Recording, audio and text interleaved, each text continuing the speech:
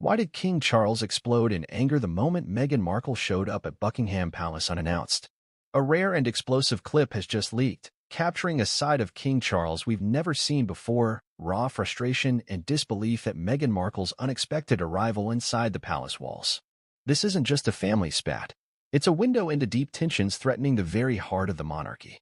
Why was Meghan's visit so shocking? What was said that sent shockwaves through the royal household?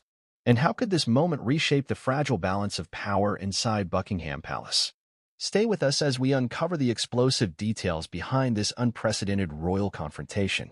Before we continue, please hit the like button, subscribe to the channel, and turn on the notification bell for updates.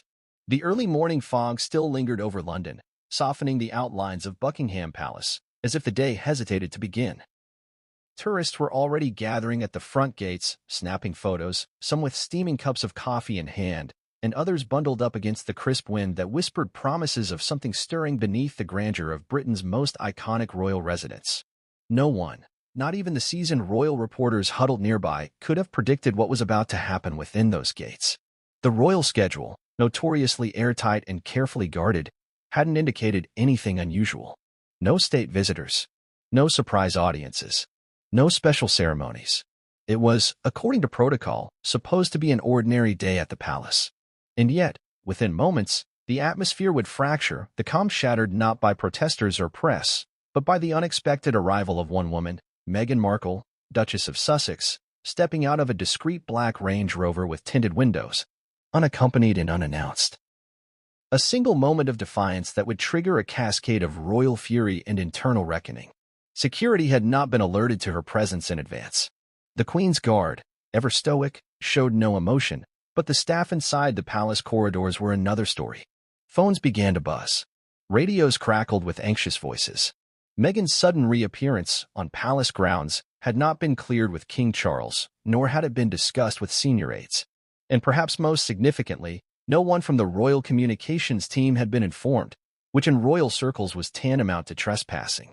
Within minutes, whispers were flying up the staircases and echoing through the gilded hallways. She's here. What is she doing here? Does Charles know? The king was in a meeting at the time, a scheduled discussion about foreign investments with Commonwealth representatives, but the moment the news reached him, the tone of the palace shifted dramatically. Those who were present later recounted how Charles froze mid-sentence, blinking as though he hadn't quite heard correctly.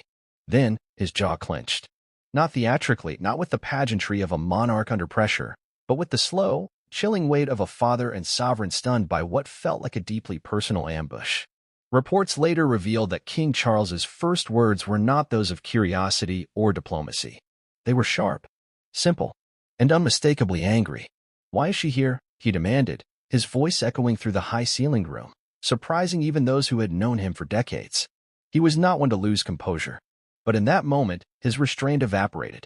What was meant to be a discussion of global affairs had abruptly become a family crisis, broadcast silently through glances and hurried footsteps behind palace doors. This wasn't just about Meghan stepping foot where she arguably no longer had the right to be. It was about timing. It was about provocation. And most of all, it was about trust, or the lack thereof. But to understand the weight of this moment, to truly grasp why King Charles responded with such visible fury, we must rewind. This wasn't Meghan's first unexpected move. Nor was it the first time she had thrown a royal wrench into Buckingham Palace's meticulously planned operations.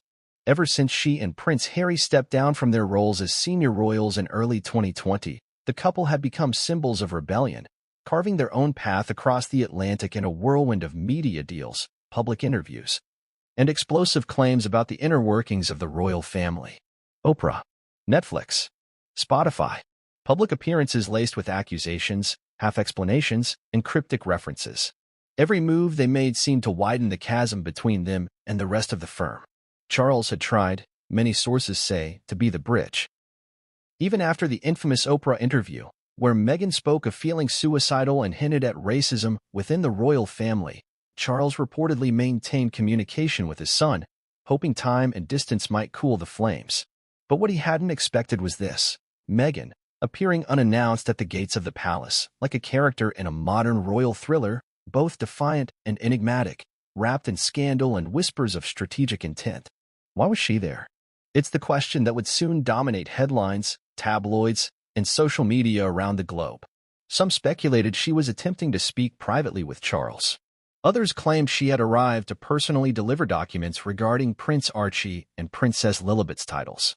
Still others whispered of something more dramatic. That Meghan, known for her masterful timing, had orchestrated the moment to coincide with a pending royal announcement, perhaps to cast a shadow over it, or to reclaim control of a narrative that had so often slipped beyond her grasp. For the palace staff, the arrival was more than inconvenient, it was unsettling. Longtime aides, already stretched by preparations for upcoming royal duties, found themselves spinning into action. The Royal Protection Squad initiated protocol.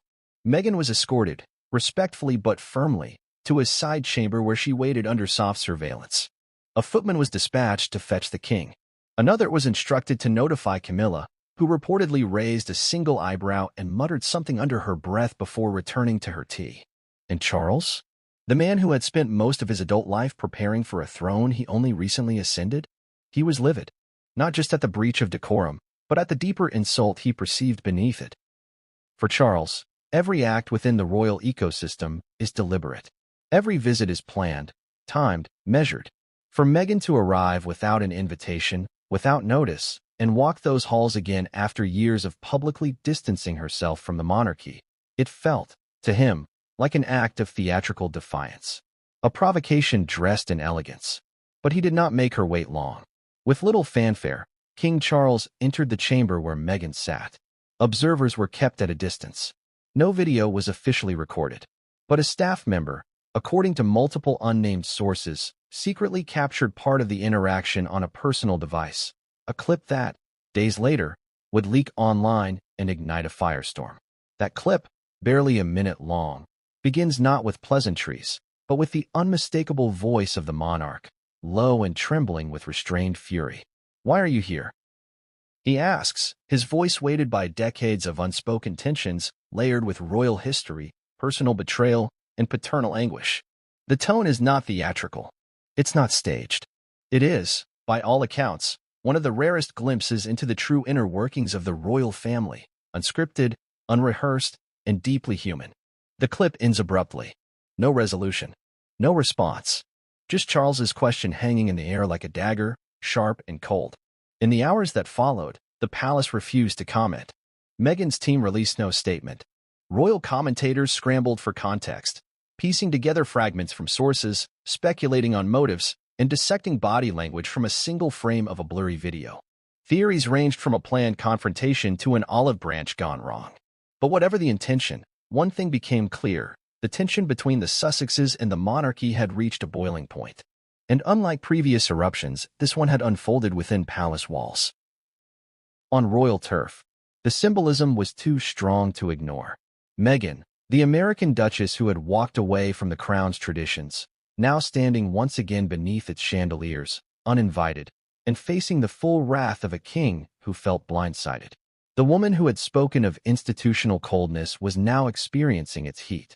And Charles, often painted as a reluctant monarch, had just shown the world a glimpse of what happens when duty, emotion, and legacy collide behind closed doors.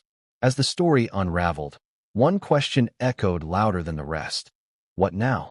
Would this incident spark reconciliation or rupture? Would the palace seek to bury it? Or would it become another brick in the wall between two warring branches of the House of Windsor?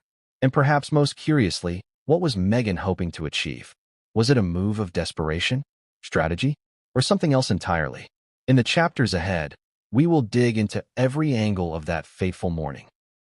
The motivations, the aftermath, the reactions from within and beyond the palace walls. We will trace how one surprise visit turned into a global spectacle, and how a single question from a visibly shaken monarch might have changed the royal narrative forever. But for now, as the world replays that leaked clip over and over, there is only silence from the palace. A silence that speaks volumes, and a question that refuses to fade. Why was she there? The footage was grainy, as though it had been taken from behind a curtain or through a half-open door. The angle was awkward, tilted slightly to the left, with poor lighting that blurred the gilded edges of the drawing room where the confrontation occurred. But the audio that was crystal clear. Too clear. The voice of King Charles, firm yet quivering with unmistakable agitation, cut through the static like a knife. The words, just 4 of them, would go on to headline every major tabloid and online platform for the next several days. Why are you here? In those words, one could hear the full weight of a monarch who had grown weary, not only from the burdens of statecraft and ceremonial expectations, but from years of familial strain that had publicly played out on the world stage. This was not a question asked by a detached ruler. It was a father's question, a monarch's fury, a man's disbelief wrapped in protocol, bearing the unmistakable sin of betrayal. Within hours, the clip, which sources confirmed had been covertly recorded by a junior staffer within the palace, was leaked to an anonymous forum and quickly disseminated by royal watchers. Within 24 hours, it was all over social media. Millions watched it, dissected it, speculated on the unspoken elements just beyond the frame. Why was Meghan there? What had led to such a moment of unguarded fury? And, perhaps more intriguingly, who had decided the world needed to see it? The palace responded with a wall of silence. No confirmations. No denials. Standard practice in a family that had weathered generations of scandal through carefully cultivated opacity. But the silence itself only fueled more speculation. Buckingham Palace had protocols for nearly everything: public appearances, deaths, births, political turbulence. But a leaked clip showing the king confronting his estranged daughter-in-law in a tone that could only be described as personal? There was no playbook for that. What followed was a flurry of analysis from body language experts, lip readers, and former palace insiders.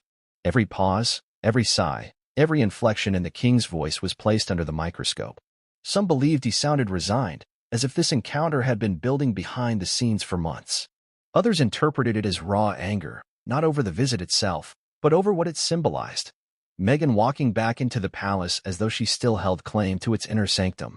There were rumors, unconfirmed, as all palace rumors are, that King Charles had instructed aides to delete any security footage and confiscate personal phones within minutes of the incident. If true, it would mean the footage that made its way to the internet came from someone acting against direct royal orders. The breach in loyalty, therefore, was twofold: Meghan's arrival and the insider's betrayal. Royal protection officers were reportedly furious. Not because of Meghan's presence, she posed no security threat and still had clearance as a former royal, but because the sanctity of the palace's private moments had been compromised. For them, it wasn't just a breach of confidentiality. It was a breakdown of the very system that protected the monarchy from public dissection. And yet, the damage was done. The question became, who leaked it, and why? Several names floated to the surface. Junior staffers with ties to media, disgruntled aides who had been demoted during the reign transition, even individuals suspected of loyalty to Prince Harry and Meghan themselves. None were confirmed. All denied involvement. But the existence of the clip proved one thing beyond doubt: the walls of Buckingham Palace were no longer impenetrable. The firm, once immune to the kind of unfiltered exposure that plagued celebrities and politicians, had joined the rest of the world in the digital age, where no moment was truly private, and no narrative stayed under control for long. The leaked footage became more than a moment of scandal. It became a symbol. For royalists, it was confirmation that the Sussexes had not only rejected their roles but continued to disrupt the institution from outside. For supporters of Harry and Meghan, the clip represented something else. A man in power recoiling at the sight of a woman who had dared to break free of his institution and now returned to confront its unyielding traditions. Speculation intensified as commentators revisited the events leading up to the surprise visit. There had been no indication in Meghan's public schedule of a planned trip to the UK. In fact, as far as the media was concerned, she had been spotted in California just days before. That meant her arrival was not only deliberate but kept under wraps with exceptional care. Private jet? Possibly. Hidden accommodation? Almost certainly. And her team, notoriously tight-lipped, offered nothing. Not even a no comment. For those watching from afar, the silence was deafening. Meanwhile, inside the palace, damage control began. Meetings were held behind locked doors. Crisis response teams debated strategies. One insider, speaking anonymously, described the atmosphere as tense and wounded. Not just because of Meghan's actions, but because of what the leak had exposed, that even the king's private moments could be snatched and weaponized in the public arena. The timing of the incident also raised questions. It occurred just days before a scheduled announcement from King Charles regarding a new initiative centered on unity within the Commonwealth, a project designed to reinforce the monarchy's relevance in a post-colonial age. The optics could not have been worse. A monarch calling for unity, while a video circulated of him angrily confronting a family member who had, in the eyes of many, become a symbol of modern resistance to traditionalism. Coincidence? Or something more orchestrated? Public opinion split swiftly. Polls conducted in the wake of the leak showed a deepening divide. In the UK, support for Meghan plummeted further among older demographics, with many viewing the visit as attention-seeking at best and manipulative at worst. Meanwhile, younger and international audiences saw her appearance as a bold, if controversial, statement, one that challenged the assumption that Buckingham Palace could ever move on without reckoning with its past. But perhaps the most surprising aspect of the incident was the response from Prince Harry. Or rather, the lack of one. Despite the public firestorm, Harry remained silent. No interviews, no press releases, no Instagram posts or subtle nods through charitable events. Sources close to the couple claimed Harry was blindsided by Meghan's visit. Others insisted he was fully aware but chose not to accompany her in order to shield their children from more public fallout. Still others suggested the visit had driven a wedge between them, that Harry, caught between the woman he loved and the family he left, had begun to question the long-term cost of his transatlantic rebellion. Royal biographers seized on the silence as evidence of deeper trouble. They noted that Harry, once fiercely protective and vocal, had become more withdrawn in recent months. His memoir, once a bestseller, was no longer a cultural focal point. His podcast deals had slowed, and his presence on the public stage had begun to wane, even as Meghan appeared more frequently in solo engagements. Had she gone to Buckingham Palace alone because Harry refused to join her? Or had she decided, independently, to take back the narrative, stepping into the lion's den on her own terms? Only those within the palace truly knew the answer. And they weren't talking. In the days that followed, the internet remained ablaze. Clips of the video were shared, re-edited, overlaid with dramatic music, and debated in viral threads. Some users created AI-enhanced versions to try and lip-read Meghan's unseen response. Others analyzed the shadows in the room to estimate where the camera had been placed, speculating on how close the source had to be. It became a digital autopsy. Not just of a video, but of a family imploding before the world's eyes. And yet, amid all the chaos, one truth stood unchallenged: the monarchy had changed. The image of stoicism and quiet dignity, once held together by a strict code of silence, had given way to something rawer, more exposed. The world had seen its king in a moment of genuine distress, confronting a woman who represented everything he could not control. The crown, for all its jewels and ceremony, could no longer shield its wearer from the modern world's hunger for drama and revelation. That single question, "Why are you here?" now lived permanently in the annals of royal history. Not because of its drama, but because of what it revealed, that behind the throne, behind the rituals and titles, stood a man facing the unraveling of his own legacy, not through war or rebellion, but through a family divided by choice and circumstance. The footage had exposed more than a secret meeting. It had revealed the beating heart of a monarchy under siege from within, where every word, every glance, every private moment could become a public spectacle overnight. And as the dust began to settle, Buckingham Palace faced a daunting question of its own, not just how to respond to Meghan's unexpected presence, but how to rebuild a wall of privacy in an age where no palace, no matter how fortified, could keep the world out. It was early morning in the Scottish Highlands, the fog still heavy over the Balmoral estate, when the palace phones started ringing. At first, the calls were routine, inquiries from staff, security confirmations, and a few early press queries that didn't raise any alarms. But then came the call from a long-standing communications officer stationed in Windsor. It was brief, cryptic, and absolutely earth-shattering. "She's done it. It's out." Within 30 minutes, the royal inner circle was in full crisis mode. Not because of an external threat, not because of a protest, scandal, or even another leaked video, but because Princess Anne, the late Queen's only daughter and one of the monarchy's most unshakable loyalists, had reportedly gone rogue. The content in question was unlike anything previously released, not footage captured covertly, not rumors whispered by disgruntled aides, but a full-fledged audio file. A recording of a private conversation between Meghan Markle and Queen Elizabeth II. A conversation that, according to palace insiders, had been locked away in a secure archive since just months before the Queen's passing. The release of the file was not accompanied by fanfare. No official statement. No clarifying context. Just a simple upload to an encrypted file-sharing site, followed by a single message sent anonymously to two veteran royal correspondents. The world deserves the truth. It didn't take long for the media to connect the dots. A could only mean one person, and Princess Royal. Her initial silence only confirmed the suspicion. Known for her fierce privacy and unshakable devotion to the crown, and had never before engaged in such theatrics, which made the move all the more dramatic and damning. The audio itself was chilling in its clarity. The Queen's voice, unmistakable in its measured grace, could be heard inviting Meghan to speak candidly, the tone maternal yet cautious. Meghan, sounding strained and firm, did just that. The conversation began cordially, with polite exchanges about family and duty. But within minutes, the tone shifted. "I will not be silenced," Meghan said.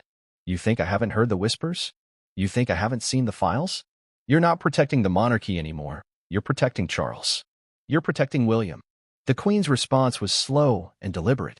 "You may feel wronged, but this path you are on, it's not one of reconciliation. It's one of destruction. And you're dragging Harry with you." Then, the voice that shook the monarchy to its core. "If anyone here is destroying anything, it's you. And if I have to burn it all down so people finally see what lies underneath your crown, then so be it." That moment, that single sentence, was replayed millions of times within hours. A direct threat to the sovereign by someone once welcomed into the family with open arms. What followed in the conversation were more accusations. Alleged cover-ups, racial insensitivity, institutional gaslighting. Meghan didn't mince words, and the Queen didn't deny all of them either, which, for many, was the most haunting part. There were moments of silence on the Queen's end that said more than words ever could. By midday, major news outlets had confirmed the authenticity of the audio. A private meeting between Meghan and the Queen, conducted without staff present except for a personal aide who allegedly recorded the interaction with the Queen's reluctant blessing. Whether it was intended as a private record or as a last line of defense for the monarchy was unclear. But it existed, and now the world had heard it. Royal protocols dictated immediate containment. All palace communications were paused. Media advisors huddled with senior members of the royal family behind closed doors. Legal teams debated issuing takedown notices, but the damage had already been done. Thousands of copies had been made. Social media was ablaze. There was no putting the genie back in the bottle. Then came the real question. Why would Princess Anne leak it? Theories about it. Some speculated it was revenge, and had always been privately vocal about her distaste for Meghan's defiance. Others believed it was a calculated act of preservation.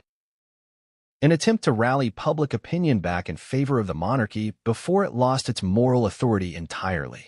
But insiders pointed to a deeper motivation, grief, and it was known had been closest to the Queen in her final days.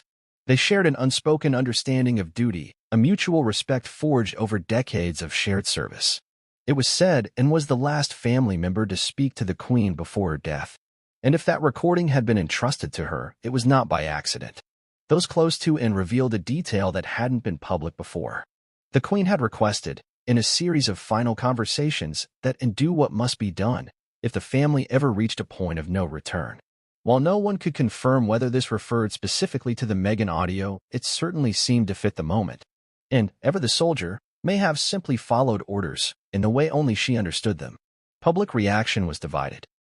Monarchists were enraged that such a private moment was made public, especially by one of their own. But many others applauded its transparency. In a world suffocated by half-truths and palace spin, her move felt radical, even cleansing. The truth, as raw and uncomfortable as it was, had finally been brought to light. The leak also shifted public opinion regarding Meghan. For those who had previously dismissed her as a self-serving provocateur, the recording painted a different picture, a woman cornered, emotional, and unafraid to confront power.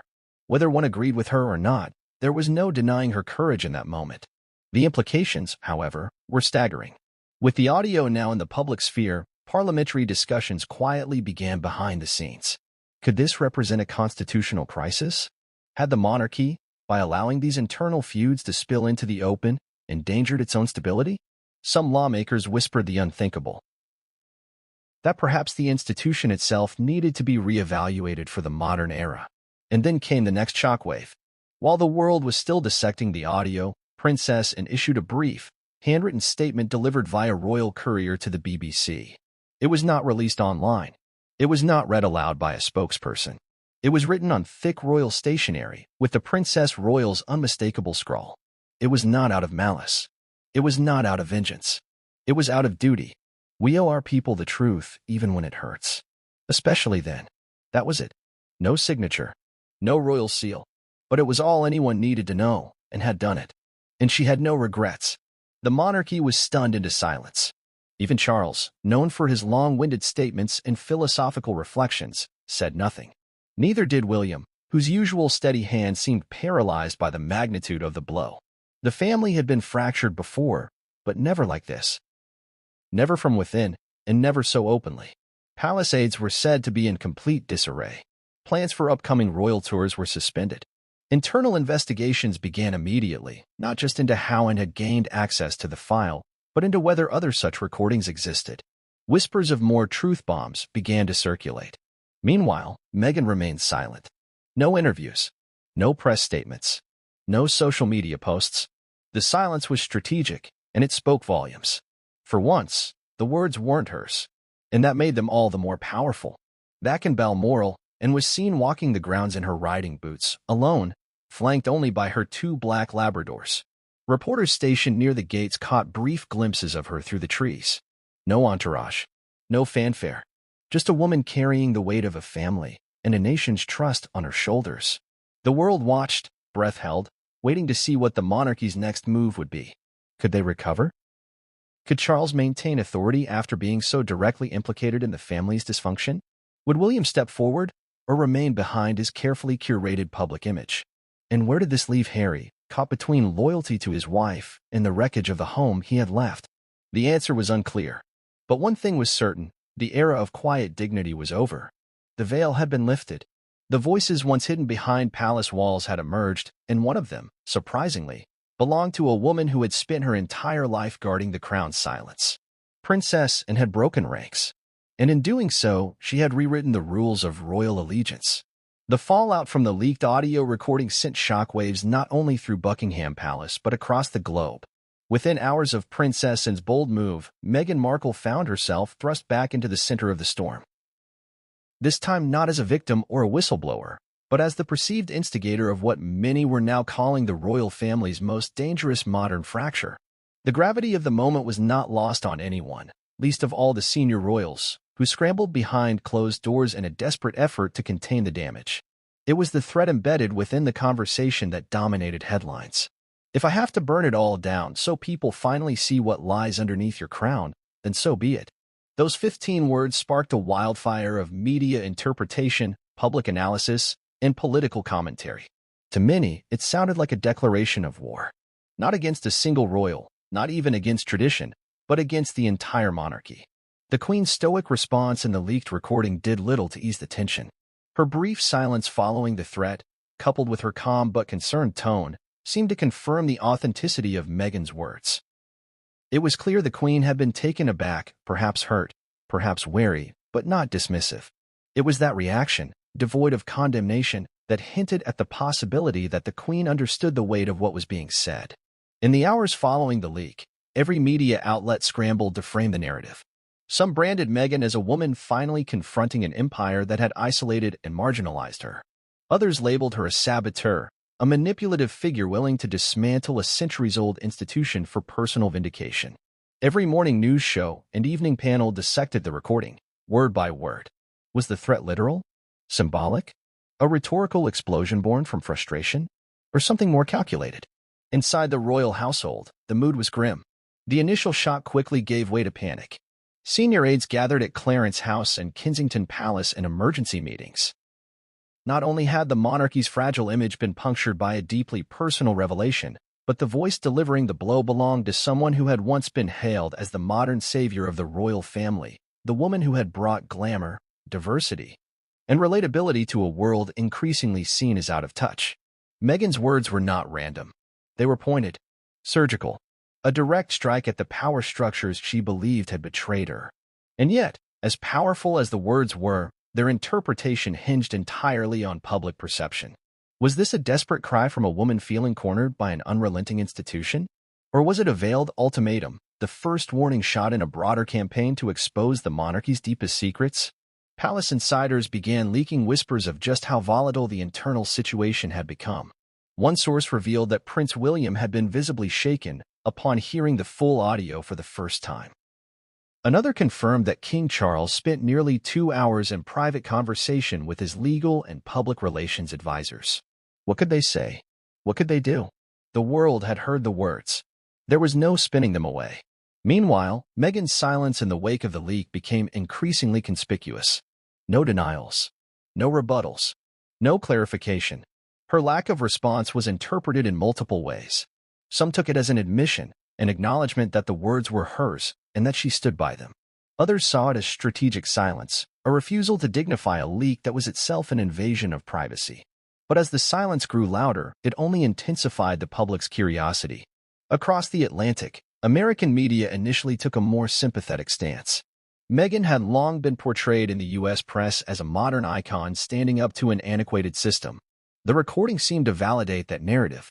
Op-eds poured in, many lauding her courage to speak truth to power. However, that support began to waver as the implications of her words set in. Was this merely a personal feud elevated to the global stage, or was she truly threatening the very fabric of a constitutional monarchy? Legal scholars weighed in. Could such a statement be considered seditious? Technically, Meghan was no longer a working royal and not a British citizen, but her proximity to the throne through marriage made any threat she issued more than symbolic. Some members of Parliament called for an official inquiry into the contents of the audio and whether further action should be taken. The palace, in its usual manner, refused to comment. But the absence of a clear rebuttal only fanned the flames. Meanwhile, the public response grew increasingly polarized. In London, protests erupted outside Buckingham Palace. Some carried signs that read, "We believe Meghan." Others held placards demanding she be stripped of all remaining titles. In California, outside Meghan and Harry's Montecito estate, supporters and critics gathered in equal numbers, separated by police barricades but united in one thing. Both sides believed this moment would forever change the monarchy. Family dynamics within the royal household were irreparably strained. According to multiple sources, Prince William demanded an emergency family meeting to address the situation. However, Harry reportedly declined to attend in person, opting instead for a private video call that quickly devolved into a shouting match. Those present described it as deeply emotional and fundamentally unresolvable. Harry stood by his wife. William, still reeling from the audio's content, was said to have accused Harry of allowing the family to be dragged through the mud. It was not the first time the brothers had clashed, but it was by far the most destructive. Queen Camilla, who had kept a relatively low profile throughout the previous royal controversies, reportedly expressed private outrage at the recording. Insiders described her as feeling betrayed, not just by Meghan, but by Anne. She had always believed and to be the one member of the royal family who would never turn against the crown's code of silence. Her fury, however, was tempered by the realization that the damage had already been done. The Queen's legacy, too, came under renewed scrutiny. For decades, Elizabeth II had represented continuity, dignity, and reserve. But the recording introduced a more complex portrait, one in which even the Queen was implicated in familial dysfunction and silent complicity. Though she did not speak cruelly or unjustly in the audio, her failure to refute Meghan's accusations rang louder than any denial ever could. Some questioned whether the Queen had been cornered herself in that private conversation. Unable or unwilling to confront the full weight of what Meghan was saying, that silence, once viewed as regal restraint, now felt to many like avoidance. The very virtues that had once defined the Queen's reign, diplomacy, discretion, and deference to tradition, were being reevaluated in a new, harsher light. The question on everyone's mind, where would this all lead? Would Meghan double down, releasing more revelations and finally detailing the files she alluded to in the audio? Would the royal family issue an unprecedented formal response? Would Parliament get involved? And what of Harry, trapped between his birthright and the woman he vowed to protect? At the heart of it all was the threat, the promise to burn it all down. It lingered like smoke in the corridors of every royal residence. It wasn't merely a figure of speech anymore.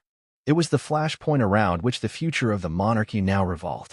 In private circles, the Windsors debated how much worse it could get. Some believed Meghan had already played her strongest hand. Others feared there was more. Whispers of hidden recordings, confidential emails, even old letters began to surface. Had the Queen kept a larger archive than anyone knew? Had Meghan retained copies? The palace's internal security teams were reportedly deployed to investigate. Behind the scenes, King Charles was described as exhausted. According to one high-level source, he confided to a senior advisor, "It's like watching the house crumble stone by stone and not being able to lift a single beam." As the monarchy tried to hold its ground, Meghan remained cloaked in silence. But that silence was not interpreted as weakness. It was power. She had spoken once, and that was enough to tilt the foundations of a 1,000-year-old institution. By the end of the week, two unmistakable realities had emerged. First, the monarchy could never return to the illusion of unity and unassailability it once projected. The fissures were too deep, too public, too undeniable. Second, Meghan Markle had done something few thought possible. With a single phrase, she had forced the world to see behind the curtain. Whether she was a hero or a heretic was no longer the question. The question now was whether the monarchy could survive the fire she had lit, or whether it would indeed burn down, just as she had warned. As the leaked audio reverberated across the globe, the British public, and indeed international audiences, found themselves at the epicenter of one of the most emotionally charged and polarizing royal crises in modern history. It was not just a political scandal, nor simply another family rift. This was a cultural reckoning. What had begun as a private conversation between Meghan Markle and Queen Elizabeth II had exploded into a national debate, one that drew sharp lines between loyalty, justice, tradition, and transformation. The media, ever the accelerant in times of royal chaos, wasted no time turning the leaked recording into round-the-clock coverage. Television programs interrupted regular broadcasts. Newspaper editors scrambled to change front pages. Online platforms saw surging traffic, with millions streaming the audio or reading transcripts, dissecting every syllable. Morning talk shows shifted into impromptu town halls. Meghan's voice, recorded in a moment of vulnerability or fury, depending on whom you asked, was played on repeat, a haunting refrain that captured the world's attention. Public opinion fractured almost immediately. In the United Kingdom, a country with deep ties to its monarchy and a population often divided between loyalists and reformists, the reaction was sharp and impassioned. In London, protesters flooded the streets around Buckingham Palace within 24 hours of the audio's release. Police were forced to close roads and reinforce barricades as opposing camps shouted across lines of law enforcement. On one side were those holding signs emblazoned with phrases like "dignity, not drama," and "protect the monarchy." These were the royalists, many of whom had grown up revering Queen Elizabeth II, viewing the institution as a stabilizing force amid decades of political and social upheaval. They saw Meghan's words not as a cry for justice, but as a deliberate attack, a scorched-earth tactic by someone who had already turned her back on the crown. On the other side, protesters rallied under placards that read "Truth will prevail," "Silence no more," and "Dismantle the monarchy." This group, more diverse in age and background, viewed Meghan as a whistleblower, a modern woman daring to expose the hidden hypocrisies of an ancient system. To them, the audio proved what had long been suspected, that behind the royal pomp was a suffocating silence used to bury pain, truth, and progress. These public divisions bled into the national discourse. In pubs, on buses, around kitchen tables, debates flared with unusual intensity. Families argued, co-workers clashed, old friends severed ties. The question was no longer just about whether Meghan had overstepped. It was about what kind of country Britain wanted to be, and what role the monarchy should play in that future. The media landscape amplified this discord. The conservative-leaning newspapers were swift to condemn Meghan's tone, emphasizing what they described as her disrespect and sense of entitlement. They quoted palace insiders who accused her of narcissism and betrayal.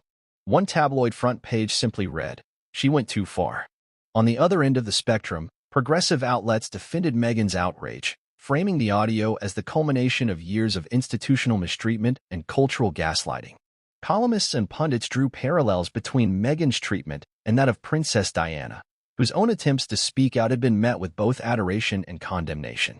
For these voices, Meghan was not just speaking for herself, but for all those who had been harmed by the veil of royal decorum.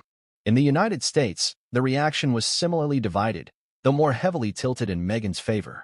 Major networks aired special segments titled The Royals Unmasked and Inside the Crown, the Meghan tapes. Hollywood celebrities took to social media, many publicly expressing solidarity. Oprah Winfrey, who had famously interviewed Meghan and Harry in 2021, released a brief but telling statement. Sometimes the truth has to roar. Political figures were more cautious. British Prime Minister Julian Ward issued a terse statement urging the public not to rush to judgment and emphasizing the importance of national unity. Opposition leaders called for an independent inquiry into royal conduct, particularly around matters involving race, mental health, and institutional transparency. Parliament, normally reluctant to entangle itself in royal affairs, convened an emergency session to discuss the broader implications for the monarchy's future role and funding. Meanwhile, Buckingham Palace remained locked down both physically and metaphorically. Behind its fortified walls, meetings continued late into the night. Statements were drafted and rejected. Communications advisors debated whether silence or swift clarification was the safer route. Eventually, a brief message was released to the press. Her Majesty the Queen believed in handling all family matters privately. At this time, we will make no further comment. The public, already hungry for answers, saw the statement as evasive, further fueling speculation. Among the public, the younger generation appeared particularly galvanized.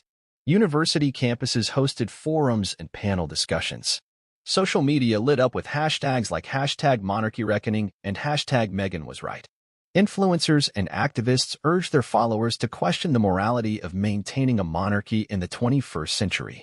For many in this demographic, Meghan's voice represented not scandal, but overdue scrutiny. Across the older generations, the sentiment was more defensive. A significant portion of the British population had lived their entire lives under Queen Elizabeth's reign and viewed the monarchy as a vital thread in the nation's social fabric. To them, Meghan's comments were not brave, they were blasphemous. Letters to editors poured in by the thousands, many expressing sadness, betrayal, and a longing for a simpler time when the royal family was above reproach. Amid the public chaos, Meghan and Harry remained mostly unseen. Their Montecito mansion became a fortress, surrounded by paparazzi and news vans. Occasional drone footage and telephoto images surfaced, showing security guards pacing the property and aides ferrying large envelopes to and from the front gates. Speculation was rife. Were they preparing a formal response? Would Meghan speak out? Was Harry supportive of the message in the recording? Friends close to the couple began releasing statements to selected media outlets. One longtime associate of Meghan's, speaking anonymously, insisted that Meghan had been pushed to the edge and that her comments came after years of suppression and trauma. She didn't plan to destroy the monarchy, the friend said. She wanted to survive it. Harry's role in the entire saga was another flashpoint. The public wondered whether he had been aware of the conversation between Meghan and the Queen. Was he present during the call? Did he encourage Meghan to confront his grandmother? Or was he blindsided like everyone else? Without his voice, speculation ran rampant. A few noted his absence as strategic, a sign he might be preparing to step in with his own revelations or explanations. Others saw it as cowardice, an unwillingness to face the consequences of aligning with Meghan's fiery stance. Meanwhile, Princess, and the unlikely catalyst of the media firestorm, found herself facing both admiration and condemnation. Many lauded her for her courage, calling her the one royal willing to sacrifice silence for transparency. Yet others accused her of betrayal, charging that she had violated one of the monarchy's most sacred codes, loyalty to the institution above all. Inside royal circles, and remained silent. Those close to her described her as resolute and calm, but also deeply aware of the storm she had unleashed. Her motivations remained a subject of debate. Was she trying to protect the monarchy by forcing it to confront its issues? Or was she expressing her own quiet rebellion against a system that had marginalized even her at times? As the public's attention intensified, demands for a formal inquiry into royal conduct grew louder. Advocacy groups submitted petitions, while legal scholars began outlining what such an inquiry would entail. Could the crown be investigated by a civilian body? What role would the Privy Council play? Would Parliament dare risk a full review of royal finances, decisions, and personnel practices? The monarchy's defenders warned of a slippery slope. Today it's Meghan's complaint, said one senior royal correspondent. Tomorrow it will be centuries of tradition under scrutiny. But critics countered that such scrutiny was long overdue. In a modern democracy, they argued, no institution should be above accountability, especially one so deeply intertwined with public life and taxpayer money. As tensions reached a boiling point, a sense of dread settled over the United Kingdom. It wasn't just about what had been said in the recording. It was about what would come next. The monarchy was not just facing a PR crisis, it was facing an existential one. Could it survive without transforming? Could it transform without losing the very essence of what it was? In the days that followed, one thing became clear: the public's trust had been shaken. Whether they believed Meghan's words or not, they understood their impact. The curtain had been pulled back, and behind it stood not a flawless institution, but a deeply human and deeply fractured family. The question no longer was whether the royal family could recover its image. The question was whether the British people still wanted it to. Behind the walls of the royal residences, Windsor Castle, Clarence House, and Kensington Palace, a storm raged with an intensity not seen since the days of Princess Diana's tell-all interview. The leaked audio had not just triggered a public crisis. It had struck at the very heart of the royal household, splitting loyalties, deepening wounds, and prompting uncomfortable questions that no one had ever expected to confront aloud. The morning after the audio became public, an emergency meeting was called at Windsor. Though Queen Elizabeth II had passed, her presence still lingered throughout the halls. Her portrait hanging in nearly every corridor, her policies and preferences still guiding the family's responses to crisis. It was now up to King Charles III to steady the ship, but the vessel had already begun to leak from every seam. King Charles arrived at Windsor looking haggard and grim, accompanied by Queen Camilla and his closest aides. As he walked past the cameras flashing outside the gates, the weight of the crown seemed more oppressive than regal. His role was no longer ceremonial, it was defensive. He had to confront not just a reputational calamity, but a deeply personal betrayal. Waiting inside were Prince William and Princess Anne. The atmosphere was tense, suffocating. For all their shared history and shared blood, the silence between them spoke volumes. William had barely spoken to, and since news broke that she had leaked the recording. Though she had not confirmed it publicly, her silence in the face of mounting evidence had become an admission in itself.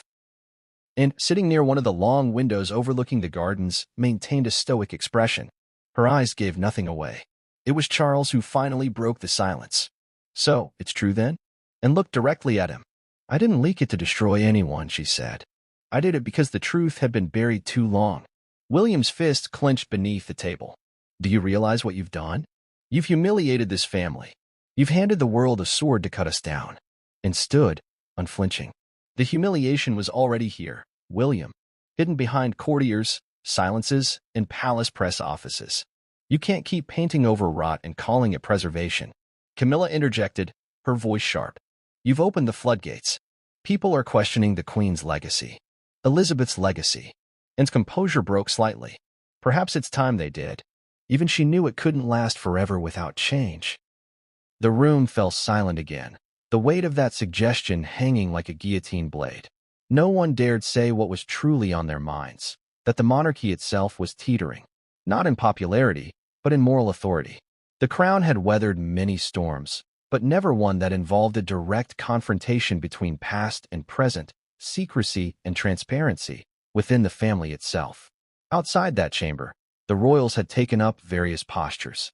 Prince Edward and Sophie, the Countess of Wessex, kept a low profile, declining all press inquiries and retreating to their Bagshot Park estate. Though loyal to the crown, they were known for their caution and now remained silent observers to the unfolding drama. Princess Beatrice and Princess Eugenie, daughters of Prince Andrew, were in a precarious position. Eugenie, known for her closeness to Prince Harry and Meghan, reportedly expressed sympathy for Meghan's position, though she stopped short of making any public statements. Beatrice, on the other hand, was more conservative in her views, allegedly telling friends that Meghan's actions were reckless and cruel. And then there was Harry. No royal member's position had been more scrutinized since the audio leak than Prince Harry's. Though the audio was solely Meghan's voice, it was inconceivable that Harry hadn't known something of the confrontation with the Queen. Rumors swirled about whether he had been in the room, had helped plan the call, or had even recorded it.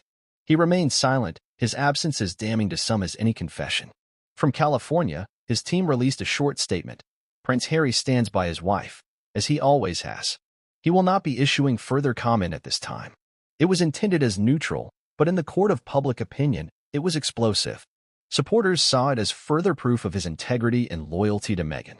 Critics viewed it as confirmation that he had abandoned his royal duty for personal allegiance.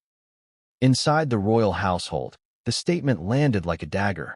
"He has chosen a side," said one high-ranking aide to the press, anonymously. "And it's not the family." Prince William took the news hardest. Already strained by years of distance, the brothers' relationship now seemed permanently fractured. William reportedly told a close confidant, "He's not my brother anymore." The sentiment was raw, painful, and yet not surprising. For William, who had spent his entire life preparing to be king, the unraveling of the monarchy struck at the core of his identity. And his brother's perceived betrayal had now become symbolic of a deeper unraveling. Behind palace doors, royal aides scrambled to establish a coherent response strategy. Crisis consultants were called in. Former officials who had managed past royal scandals, ranging from Diana's death to Prince Andrew's disgrace, were brought back into the fold. But unlike previous crises, this one could not be blamed on external actors or media manipulation. The voice was real. The emotions were raw. The fracture was internal. Several proposals were floated. One was to have King Charles deliver a national address, acknowledging the pain within the family while reaffirming his commitment to modernizing the monarchy. Another suggestion involved orchestrating a photo opportunity, an image of unity, perhaps with William and Charles side by side. But none of these ideas felt credible. The public would see through it. In a rare move, it was Princess and who suggested the opposite: do nothing. "The people already think we lie," she said. "Let's not give them a polished version of the truth.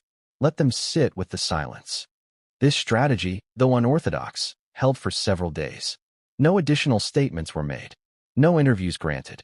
But the silence only deepened the intrigue and fanned the speculation. Public trust, already shaken, continued to erode. What made the fallout even more complex was the absence of Queen Elizabeth II. Had she been alive, many believed she might have been able to calm the waters, or at least command the sort of reverence that discouraged open rebellion. Without her, the monarchy felt adrift, an institution still draped in history, but now stripped of its most unifying symbol. Some royalists began to question the very chain of succession. Whispers circulated. If William was unable to control his own brother, was he fit to be king? If and had broken the code of silence, could she be trusted to represent the crown? If Charles could not quell a family dispute, what kind of sovereign was he? In that vacuum of certainty, the British public found themselves grappling with a question long considered taboo. Had the time come to rethink the monarchy entirely? The fracture within the family was no longer hidden. It was public, seismic, and deeply human. There were no easy villains, no simple narratives. Just a family torn between loyalty and truth, between tradition and progress, between silence and voice. As the week ended, the royal family retreated into their separate corners. William returned to Kensington, where he reportedly took on a flurry of public duties in a desperate bid to reclaim normalcy. Charles remained at Windsor, his advisors weighing the long-term consequences. And, ever the outlier, returned to Buckingham Park and refused all press inquiries. And Harry and Meghan? Still silent. Still watched. The House of Windsor had survived wars, divorces, abdications, and scandal.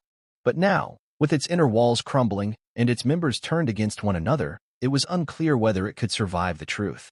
The leaked audio of Meghan Markle allegedly threatening Queen Elizabeth II sent a cultural tsunami through the United Kingdom, reverberating across oceans and continents. For many, the audio represented a moment of rupture. Not just for the royal family, but for everything the monarchy symbolized.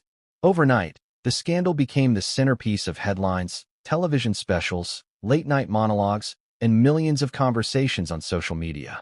The monarchy, long seen as a pillar of tradition and continuity, was now being dissected in real time under a spotlight of unprecedented scrutiny. Within hours of the leak, hashtags like #MeghanAudio, #RoyalBetrayal, and #WindsorCrisis began trending globally. Twitter was ablaze with hot takes, amateur audio analyses, and memes. Some users shared audio enhancement breakdowns to prove it was Meghan's voice, while others accused critics of racism, misogyny, or failing to understand the stress she had endured as an outsider entering a tightly controlled institution. Public reaction in the United Kingdom was particularly fierce. Polling firms immediately mobilized to measure public sentiment. One survey conducted within 24 hours of the audio leak found that 68% of Britons viewed the recording as deeply troubling, while only 17% believed it had been taken out of context. Among older generations, support for the monarchy actually increased, interpreted by some commentators as a protective response to perceived attacks on tradition. But among millennials and Gen Z, support for Meghan surged. Newsstands were flooded with tabloids brandishing incendiary headlines. The Daily Mail called the leak the day the monarchy cracked, while the Sun went with Meg's threat to our queen. The Times took a more reserved tone, calling for a full inquiry into the source of the leak and urging the royal household to consider its implications for institutional reform. Broadcast news was no less dramatic. The BBC dedicated a full evening special to the audio, featuring royal correspondents, former palace staff, historians, and ethicists. ITV brought in behavioral analysts to read Meghan's tone, comparing it to previous interviews and public statements. Meanwhile, GB News ran a 24-hour coverage cycle, framing the audio as an act of betrayal and calling for Meghan and Harry to be stripped of all remaining titles. In contrast, international reactions were more varied.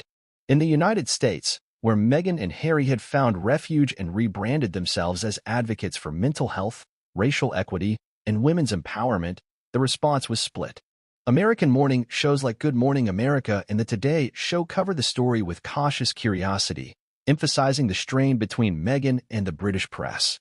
The View saw its panelists split sharply, some calling the audio shocking and inappropriate, while others viewed it as an expression of pin-up trauma. Cable news networks took different tacks.